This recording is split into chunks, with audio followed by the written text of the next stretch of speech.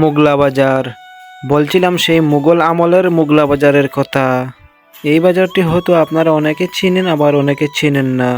তো চলেন আজকের ভিডিওটা সম্পূর্ণ আপনাদেরকে দেখাবো, এই বাজারে সম্পূর্ণ ডিটেলস দিব ইনশাআল্লাহ।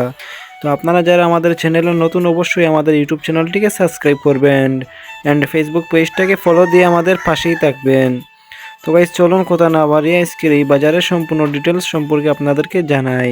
বায়ো হল, যদি আপনাদের মাঝে আমাদের এই ভিডিওগুলো ভালো লাগে তাহলে অবশ্যই আমাদের ভিডিওগুলোর মধ্যে একটি লাইক, একটি কমেন্ট অ্যান্ড একটি শেয়ার করে আমাদের পাশে থাকবেন এবং আমাদেরকে উৎসাহিত দেবেন যাতে আমরা নতুন নতুন আরো ব্লগ বানাতে পারি ইনশাআল্লাহ।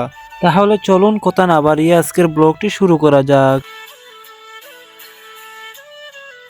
আসসালামু আলাইকুম, নিউ আনাদার ব্লগে আপনাদের স্বাগতম। তো গাইস কেমন আছেন আপনারা? আশা করতেছি আপনারা ভালো আছেন। তো আল্লাহর অশেষ রহমতে আমরাও ভালো আছি। তো অনেক দিন যাবত ধরে ভাবতেছিলাম যে আমাদের মুগলা বাজার নিয়ে একটি ব্লগ বানানো দরকার। তো যেই কথা সেই কাজ, চাচা ভাতিজা দুজনেই মিলে বেরিয়ে পড়লাম আজ। আর এদিকে দেখেন ভাই, প্রচুর পরিমাণে রৌদ্র পড়ছে। তো এই রৌদ্রের মধ্যেই আমাদেরকে কষ্ট করে ভিডিও করতে হয়। তারপর কি আপনারা লাইক কমেন্ট আমাদেরকে করেন না? কারণ ভাই আপনি একটি লাইক, একটি কমেন্ট, একটি শেয়ার করলে আমরা অনেক দূর এগিয়ে যাব, তাই বলে আপনি লাইক কমেন্ট শেয়ার করেন না। তো যাই হোক, এটা আপনাদের ব্যক্তিগত বিষয়, আপনারা কাকে লাইক করবেন, কমেন্ট করবেন কিংবা শেয়ার করবেন। আর আমার কথার কারণে আপনারা মনে কিছু নিয়েন না। এদিকে আবার বাতিজা যাবে দেখো, তাই না, তো মোবাইলটা দিতাম, তো তাই না, তো মোবাইলটা দিলাম, দৌকা তাই মোবাইলটা রাইতে ভিডিও নেই, সমস্যা নাই, তো একসময় ঠিক হইব ইনশাল্লাহ। তো যাই হোক, এদিকে আপনাদের সাথে কথা বলতে বলতে চলে আসলাম আমাদের সেই মুঘল আমলের মুগলা বাজারে। এই সেই মুগলা বাজার। তো যাই হোক, আমাদের মুগলা বাজারটি দেখতে অনেক অনেক সুন্দর। জানি না কার কাছে কিরকম লাগে, তবে আমাদের কাছে অনেক ভালো লাগে আমাদের এই বাজারটি।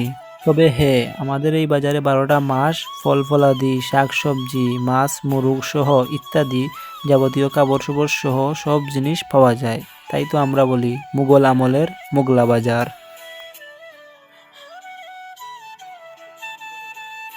তো যাই হোক, আপনাদেরকে বাজারটা দেখাইলাম। এখন আমরা যাবো মুগলা বাজার মেঘনা পেট্রোলিয়াম যেখানে উপস্থিত আছে ওই জায়গায়। আর এই হলো মুগলা বাজার মেঘনা পেট্রোলিয়াম ডিপো। এই গেট দিয়ে মূলত ট্রেনটা ঢোকার পর তেলগুলা ওই ড্রামের ভিতরে দেয়, ওই যে বড় বড় ড্রাম দেখতেছেন আপনারা, ওই ড্রামের ভিতরে। তো যাই হোক, ভিতরে ঢোকা নিষেধ, তাই আমরা বাহির থেকে ড্রামগুলা দেখানোর চেষ্টা করতেছি। এরপরে আমরা চলে আসলাম মুগলা বাজার রেলওয়ে স্টেশন। এখানে এসে আমরা ট্রেনের অপেক্ষা করতেছিলাম। তো যাই হোক, আলহামদুলিল্লাহ অনেকক্ষণ যাবত অপেক্ষা করার পর আমরা আমরার কাঙ্ক্ষিত মেহমানকে দেখতে পেলাম। এই হলো সেই ট্রেন, সিলেট টু মুগলা বাজারের ট্রেন।